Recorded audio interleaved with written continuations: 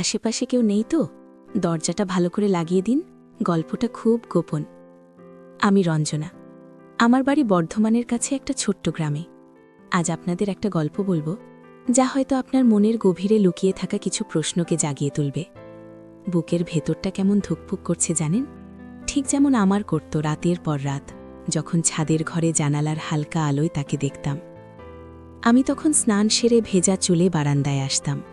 শরীর থেকে তখনও জলের গন্ধ আর সদ্যমাখা পাউডারের একটা হালকা সুবাস ছড়াত। এই দেখুন, এখনও কেমন গা ছমছম করছে ভাবতে গিয়ে। আমার বয়সটা ৩০ পেরিয়েছে, কিন্তু লোকে বলে আমাকে দেখলে নাকি কেউ বুঝতে পারে না। হয়তো ভগবানের দান আর কিছুটা নিজের যত্ন। জানেন, আমি শাড়ি পরতে ভীষণ ভালোবাসি। একটু ডিপ কাটের ব্লাউজ, তার সাথে মসলিন বা টাঙ্গাইলের হালকা শাড়ি, এটাই আমার স্বচ্ছন্দ পোশাক। যখন বারান্দায় আসি, আঁচলটা প্রায়শই সরে যেত, আর আয়নার সামনে দাঁড়িয়ে যখন চুল আঁচড়াতাম, তখন কাঁধের পাশ দিয়ে ভেজা চুলগুলো আলতো করে বুকের কাছে এসে পড়ত। ঠিক এই রকম মুহূর্তে, রাতের নিস্তব্ধতায় যখন গ্রামের সবাই ঘুমিয়ে পড়ত, তখনই যেন চোখের কোণ থেকে একজোড়া গভীর চাহনি আমাকে খুঁজে নিত। সেই চাহনিতে কি ছিল? ভয়, আকর্ষণ, নাকি ঘোর? আমি নিজে বুঝতে পারতাম না, শুধু বুকের ভেতরটা কেমন শিরশির করে উঠত। ওই যে বললাম না, মনের গভীরে অনেক কিছু থাকে যা আমরা কাউকে বলতে পারি না। আজ আমি সেই অকথিত গল্পটা আপনাদের শোনাতে এসেছি।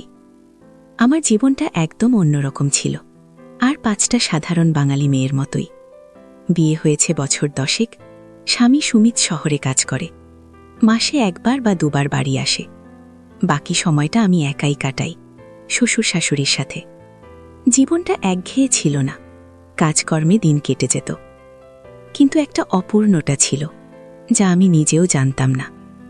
আমার ঘরের জানালাটা সরাসরি তাদের বাড়ির ছাদের দিকে খোলা, আর সেই ছাদেই না থাক।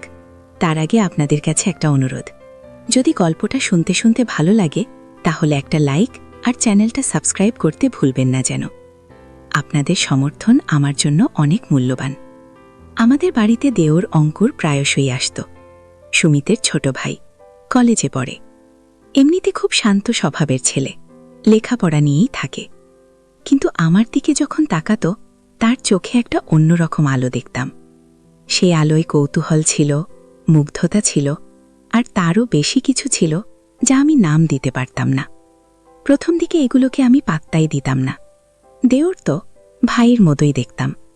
মাঝে মাঝে যখন আমার স্বামী শহরে থাকত, তখন অঙ্কুর এসে আমাদের সাথে রাতে ভাত খেত। খেতে বসলে দেখতাম ওর চোখ যেন বারবার আমার দিকে চলে আসত।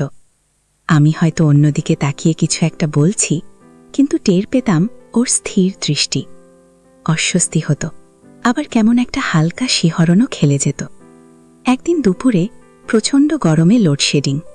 আমি রান্নাঘরে কাজ করছিলাম, আর অঙ্কুর টিউশন থেকে ফিরে এসে গরমে হাঁসফাঁস করছিল। আমি ওকে 1 গ্লাস শরবত করে দিলাম।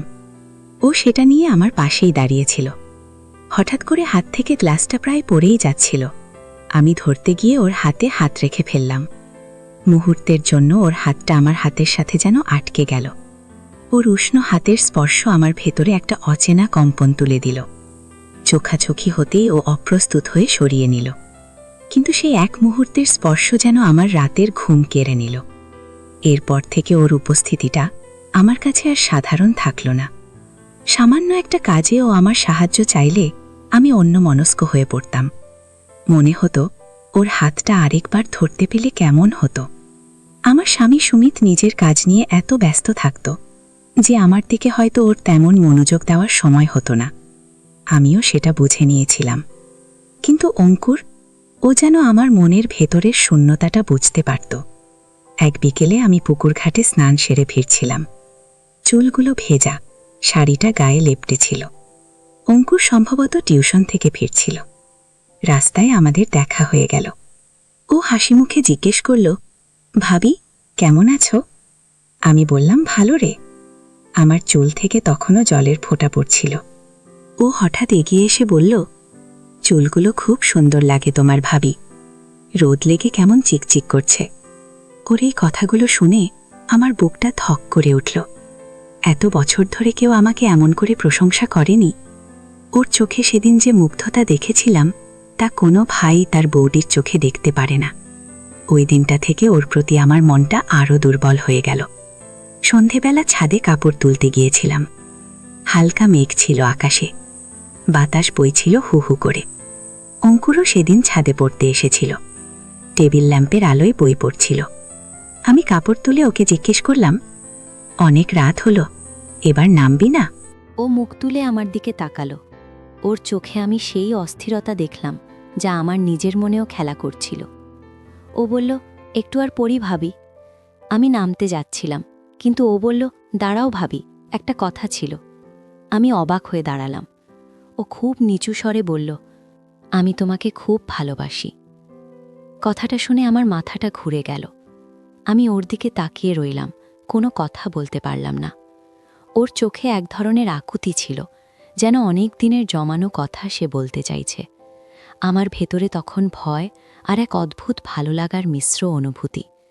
আমি কোনো জবাব না দিয়ে চুপচাপ নিচে নেমে এলাম, কিন্তু ওই একটা বাক্য আমার সমস্ত মনোজগৎ ওলটপালট করে দিল। এরপর থেকে আমরা দুজনেই কেমন একটা লুকোচুরির মধ্যে চলে গেলাম। রাতের বেলা যখন সবাই ঘুমাতো, তখন অঙ্কুর হয়তো আমার জানালার কাছে এসে ফিসফিস করে ডাকত, ভাবি। আমি দরজা খুলে বারান্দায় আসতাম। ও ছাদ থেকে নেমে আসত, আর আমরা অন্ধকারে দাঁড়িয়ে কথা বলতাম।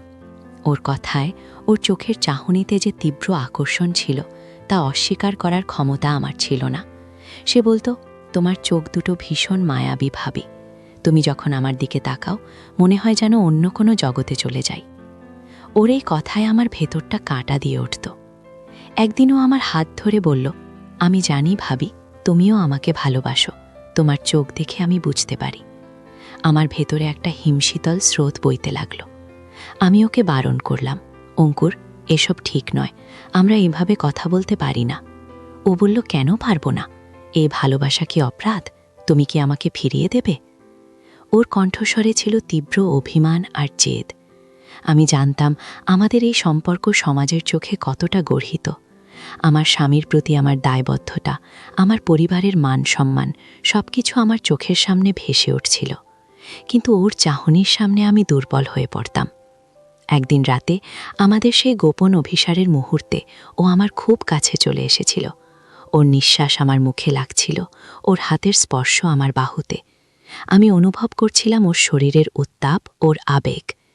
আমার মন বলছিল সরে যেতে, কিন্তু শরীর যেন বাধা পড়েছিল এক অদৃশ্য সুতোয়। সেই মুহূর্তে আমার মনে হলো আমি এই পাপের গভীরে ডুবে যাচ্ছি। আমার ভেতরটা কেমন দুলে উঠেছিল, ভয় আর ভালো লাগার এক অদ্ভুত টানাপোড়েন। আমি নিজেকে জোর করে সরিয়ে নিলাম, কাঁপা কাঁপা গলায় বললাম, অঙ্কুর, এ ভুল। আমরা যা করছি তা একদিন আমাদের সব শেষ করে দেবে। আমরা নিজেদের পায়ে কুড়ুল মারছি। ও আমার হাত শক্ত করে ধরে বলল, আমার তো তোমাকে ছাড়া আর কিছুই ভালো লাগে না ভাবি। তুমি যদি আমাকে ছেড়ে যাও, আমি বাঁচব না। ওর এই কথাগুলো এক ধরনের মানসিক ব্ল্যাকমেল ছিল। সে আমাকে এমনভাবে বেঁধে ফেলছিল যেন আমি ওর থেকে চাইলেও দূরে যেতে পারছিলাম না।